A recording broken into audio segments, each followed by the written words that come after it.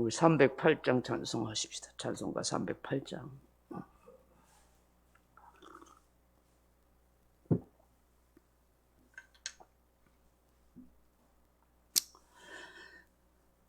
찬송가 308장입니다. 내 평생 살아온 길 뒤를 돌아보니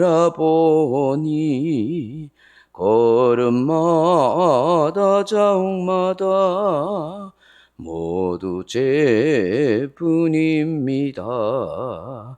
우리 죄를 사하신 주의 은혜 크시니 골고다의 언덕길 주님 바라봅니다.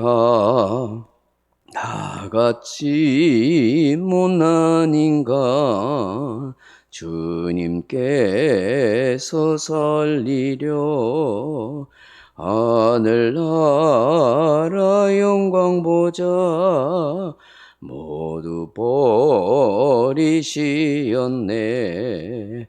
낮고 낮은 세상에 사람 형상 입으신 하나님의 큰 사랑 어디에다 견주리.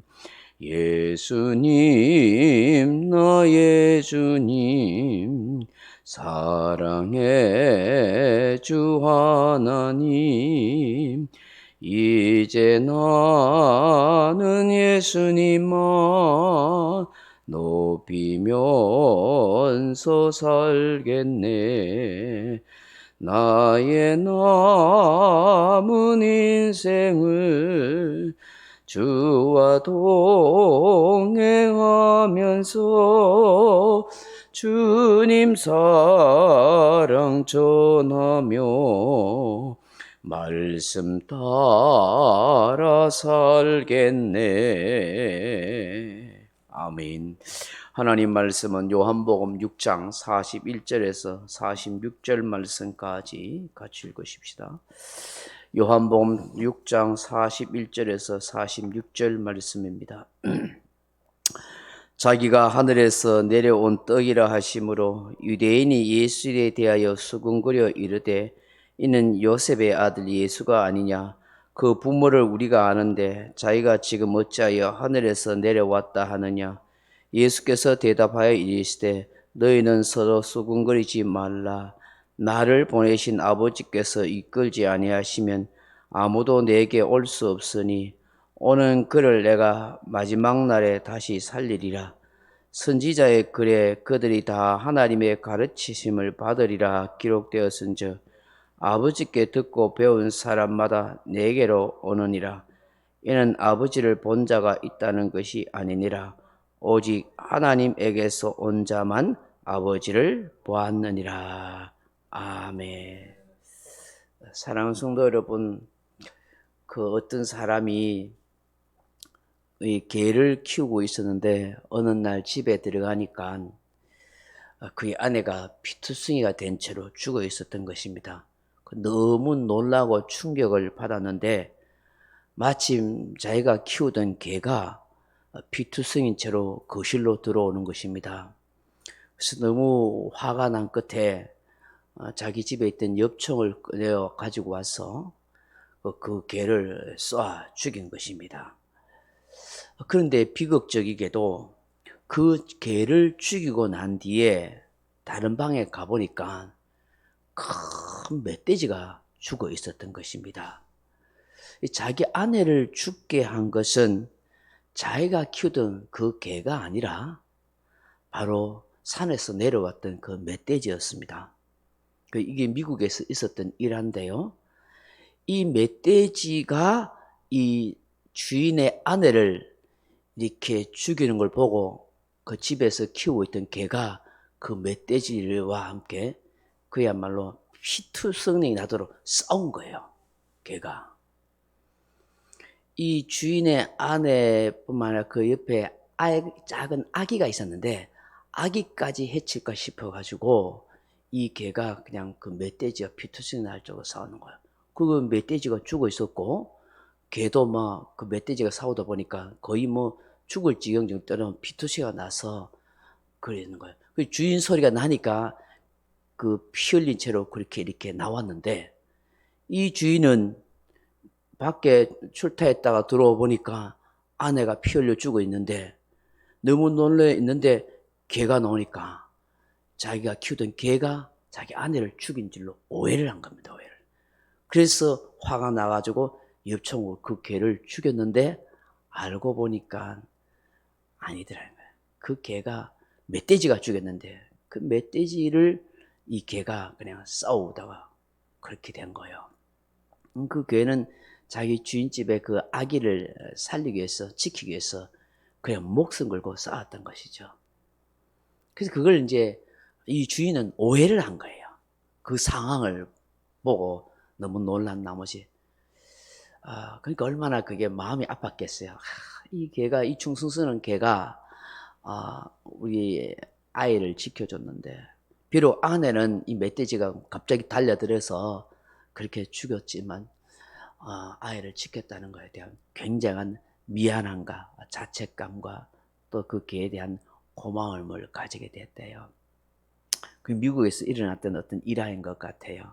제가 이 새벽에 오늘 요한복음 6장 41절에서 46절의 말씀을 하면서 이 외화를 미리 말씀을 드린가 하면은 사람은 어떤 상황과 어떤 환경 또 주어진 이렇게 삶을 살아오면서 때때로는 오해 아닌 오해를 할 수 있고 또 자기 편견에 사로잡혀서 자기 생각에 사로잡혀서 잘못 그렇게 생각할 수도 있다 하는 것이죠. 사람들은 예수님께서 하늘에서 내려온 산떡이라 이렇게 말씀하니까 잘 이해를 하지 못하는 거예요. 어떻게 저분이 하늘에서 내려온 빵일 수 있고 저 사람이 어떻게 하나님의 아들일 수 있느냐? 저분이 어떻게 구세주가 될 수 있느냐? 저분이 우리에게 어떻게 생명을 주고 영생을 줄 수 있느냐? 예수님께서 이 사람들에게 나를 믿는 자는 줄이지 않고 영원히 목마르지 아니한다. 그렇게 말씀을 하니까 사람들이 수근거리게 되는 겁니다.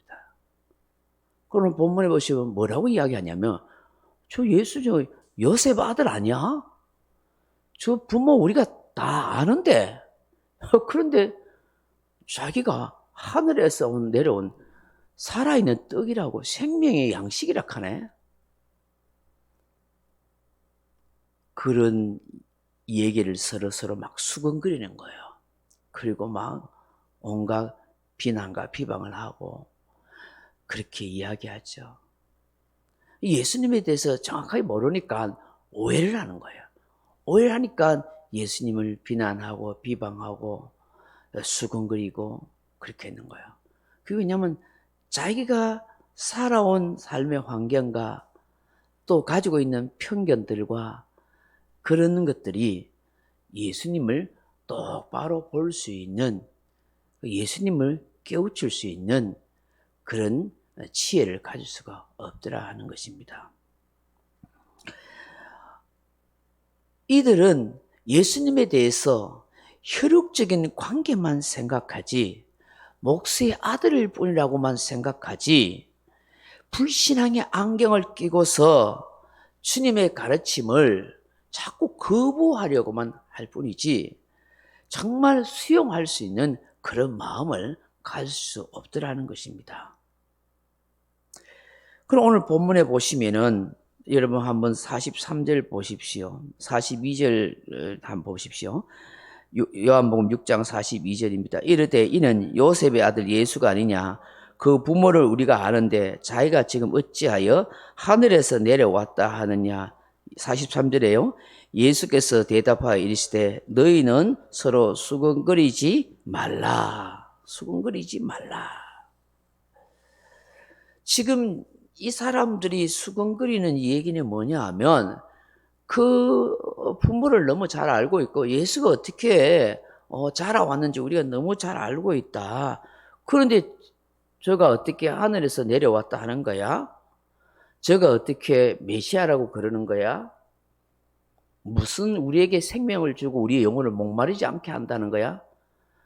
이 수근거리는 게 뭐냐면 그런 거예요. 조금 우리 어떤 좀 원색적인 표현을 하면은 저 정신 나간 거 아니야?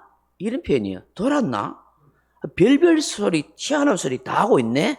하고서 막 지금 자기네끼리 막 그래 이런 뭐 비난하는 소리를 하는 거죠. 그래서 예수님께서 그걸 듣고는 뭐라고 말해요? 너희들끼리 서로 수근거리지 말아라. 그렇게 하는 거예요. 의심하고 불평하고 비난하는 것을 알고 있었던 거예요. 근데 그렇게 계속 서로 수근거리고 있으면 결국은 예수님을 아무도 믿지 않을 거라는 걸 안 거예요.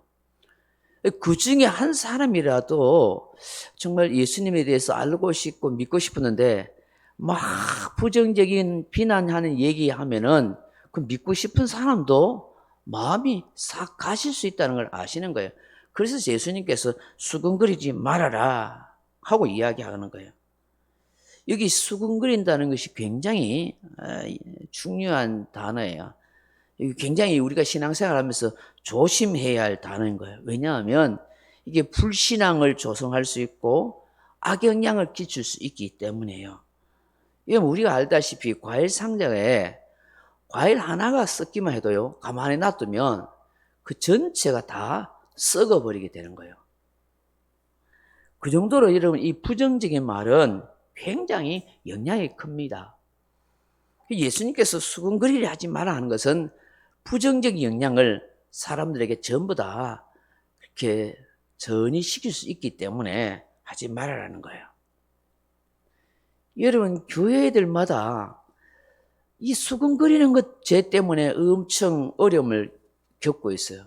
이 수근거리다는 오늘 본문의 단어가 애공기조 하는 말인데 원래의 뜻은 기속말로 소근거리다 이런 뜻이에요. 기속말로 소근거리는 거예요.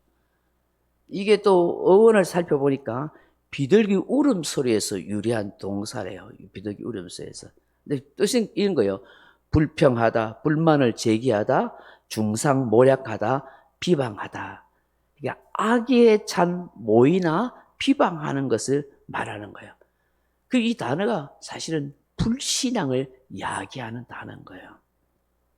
하나님께 대한 어떤 반항이나 대적하는 표현을 할 때 이 단어를 쓴다고 그래요.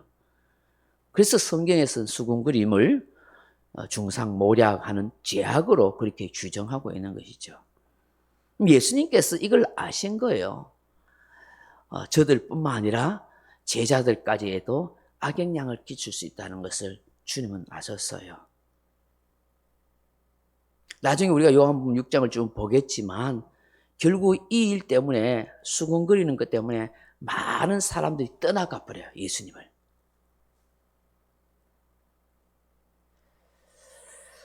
사랑하는 성도 여러분, 오늘 우리가 신앙생활 할 때 또 교회생활 할 때 있잖아요. 이거 수군거리지 말아야 돼요. 불평하고 비난하고 막 기속말로 남은 말 막 전달하고 하는 거 정말 안 좋은 거예요. 지난 세월을 생각해 보면 정말 수군거리는 그런 사람들 때문에 상처를 주고받고 악영향을 끼쳐서 신앙생활 제대로 하지 못하는 사람이 많이 있거든요. 그런데 그런 사람들은 자기가 수군거리고 비난하고 비방은 잘 몰라요. 당연한 말을 했다고 그렇게 생각할 수가 있는 거예요. 예수님께서 수군거리지 말라고 그렇게 말씀하신 후에 뭐라고 44절에 말씀하세요? 나를 보내신 아버지께서 이끌지 아니하시면 아무도 내게 올 수 없으니 오는 그를 내가 마지막 날에 다시 살리리라 그렇게 말씀하셔요. 여기에 아버지께서 이끌지 아니하시면 아무도 내게 올 수 없다는 거예요. 여기 이끌다는 말이 헬퀴세 하는 말인데요. 끌어당기다, 잡아당기다, 뽑다 이런 뜻이에요. 그럼 이게 뭐냐면 하나님의 절대적인 주권의 은혜가 아니면 아무도 예수님께 올 수도 없고 믿을 수도 없다는 거예요. 그럼 우리가 교회에 나오고 예수님을 믿는 것이 내 발걸음으로 나오고 내 의지로 나오는 것처럼 그렇게 믿는 것처럼 보일지 모르지만 아니에요. 절대적인 하나님의 은혜가 나를 이끄시고 인도하시고 믿도록 해주시는 거예요. 이걸 두고 칼빈의 5대 교리 가운데 하나인 불가항력적인 은혜라 그렇게 말하는 거예요. 거부할 수 없는 하나님의 은혜라는 거예요. 사람의 스스로 힘이 아니래. 하나님이 아버지께서 믿도록 인도해 주시는, 예수님께로 인도하시는, 예수님께 믿을 수 있도록 역사해 주시는 거예요. 우리는 이를 은혜를 잊고 살아가는 거예요. 주님이 하나님 아버지께서 이끌어 주셔서 예수님께 오도록 하고 예수님을 믿도록 한 그 사람을 마지막 날에 다 살려주신다. 궁극적으로 구원하시고 영생을 주신다는 것을 우리에게 말씀하는 거예요. 45절, 46절 같이 한번 읽어보십시다.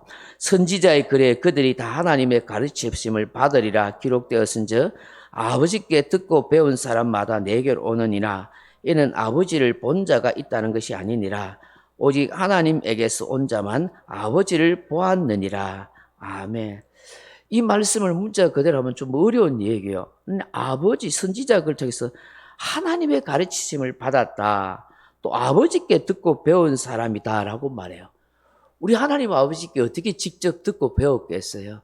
근데 앞서서 45절에 말씀하듯이 구약에 기록된 이 토라, 이 성경은 하나님 아버지께서 직접 기록하도록 하신 거예요. 그래서 모세를 통해서 또 선지자를 통해서 기록된 그 말씀은 하나님 아버지로부터 배우고 가르침을 받은 그런 말씀이라는 것이죠. 그래서 하나님의 택함 받은 사람은 이 토라, 이 성경을 통해 배우는 것은 아버지 하나님으로부터 배우고 깨달은 것이다라고 말씀하는 거예요. 그래서 하나님께로 온 자만이 아버지를 본 인생이 된다. 즉 진리의 말씀을 깨달은 사람은 아버지를 영적으로 본 사람이 되고 그 아버지로 말미암아 온 사람이 진정한 그리스도인이 될 수 있고 예수 믿는 사람이 될 수 있다는 것을 우리에게 말씀하는 거예요. 그럼 왜 지금 유대인들에게 이 말씀을 하냐 하면 너희들이 진짜 이 구약의 이 성경의 말씀을 제대로 이해하고 깨우쳤다면 예수님을 믿을 수 있다는 거야. 근데 이렇게 의심하는 것은 결국 아버지의 말씀, 그 말씀을 너희들이 제대로 모른다는 거예요. 그것을 말씀하는 것입니다. 사랑하는 성도 여러분, 이 발상의 전환이라 하는 말이 있습니다. 자기 생각과 편견에 사로잡혀 있으면 아무런 변화와 발전도 없습니다. 여러분, 비행기가 날 수 있고 배가 날 수 있었던 것도 사람이 어떻게 그 무거운 것을 하늘로 떼올 수 있어? 어떻게 그 철이 물에 가라앉지 않고 그렇게 움직일 수 있어? 라고 그렇게 생각할 수 있었지만 그게 발상의 전환, 과학적 발전을 위해서 결국은 그렇게 가능한 거예요.